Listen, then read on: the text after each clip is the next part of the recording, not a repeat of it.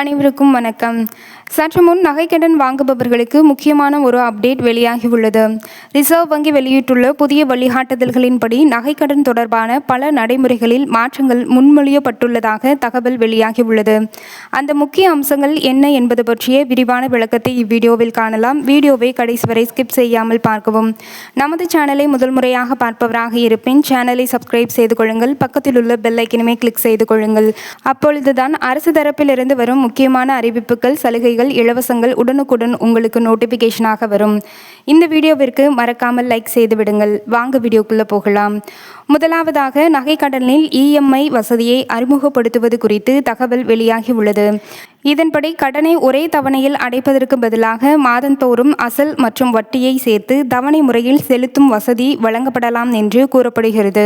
இதன் மூலம் கடன் வாங்கியவர்கள் தங்களுக்கு ஏற்ற காலக்கெடுவை தேர்வு செய்து தவணைகளை செலுத்தி முடித்தவுடன் நகையை மீட்டுக்கொள்ளும் வாய்ப்பு கிடைக்கும் என எதிர்பார்க்கப்படுகிறது.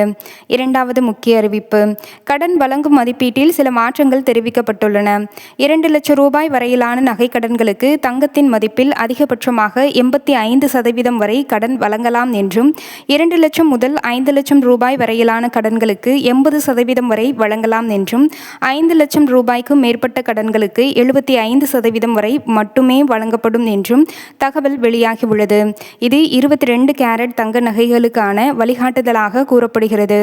மேலும் கடன் முழுமையாக அடைக்கப்பட்ட பிறகு குறிப்பிட்ட காலத்திற்குள் வங்கி நகையை திருப்பி வழங்க வேண்டும் என்றும், தேவையற்ற தாமதம் ஏற்படுத்தக்கூடாது என்றும் புதிய விதிமுறைகளில் வலியுறுத்தப்பட்டுள்ளதாக கூறப்படுகிறது. சிறிய அளவிலான நகை கடன்களுக்கு விண்ணப்பிக்கும் போது ஆவண நடைமுறைகளை எளிமைப்படுத்த திட்டமிட்டுள்ளதாக தகவல் வெளியாகியுள்ளது.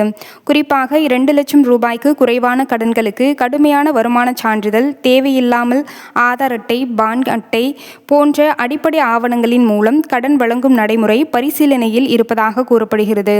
அதேபோல் கடன் தொடர்பான அனைத்து விதிமுறைகளும் வாடிக்கையாளரின் உள்ளூர் மொழியில் வழங்கப்பட வேண்டும் என்றும் வழிகாட்டப்பட்டுள்ளது.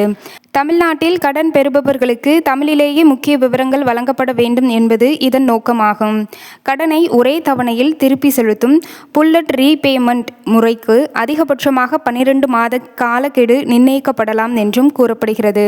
மேலும் கடனை குறிப்பிட்ட காலத்தில் அடைக்க முடியாதவர்கள் அதுவரை நிலுவையில் உள்ள வட்டியை முதலில் செலுத்திய பிறகே கடனை புதுப்பிக்க அல்லது ரினியூ செய்ய அனுமதி வழங்கப்படும் என்ற நடைமுறையும் இடம்பெற்றுள்ளதாக தகவல் வெளியாகியுள்ளது. நகை ஏலத்திற்கு செல்லும் சூழ்நிலையில் ஏலத்தின் ஆரம்ப விலை சந்தை மதிப்பின் குறைந்தபட்சம் 90% இருக்க வேண்டும் என்றும், ஏலத்தில் கிடைக்கும் தொகையில் கடன் மற்றும் செலவுகளை கழித்த பிறகு மீதமுள்ள தொகை முழுமையாக வாடிக்கையாளருக்கே திருப்பி வழங்கப்பட வேண்டும் என்றும் தெரிவிக்கப்பட்டுள்ளது. இந்த மாற்றங்கள் நடைமுறைக்கு வந்தால் நகைக்கடன் வாங்குபவர்களுக்கு வெளிப்படைத்தன்மை, பாதுகாப்பு மற்றும் எளிமையான நடைமுறைகள் கிடைக்கும் என்று எதிர்பார்க்கப்படுகிறது. இத்துடன் இத்தகவல் முடிவடைகிறது. இத்தகவல் பயனுள்ள வகையில் அமைந்திருந்தால் நமது சேனலை சப்ஸ்கிரைப் செய்து கொள்ளுங்கள். இந்த வீடியோவிற்கு மறக்காமல் லைக் செய்து விடுங்கள். நன்றி, வணக்கம்.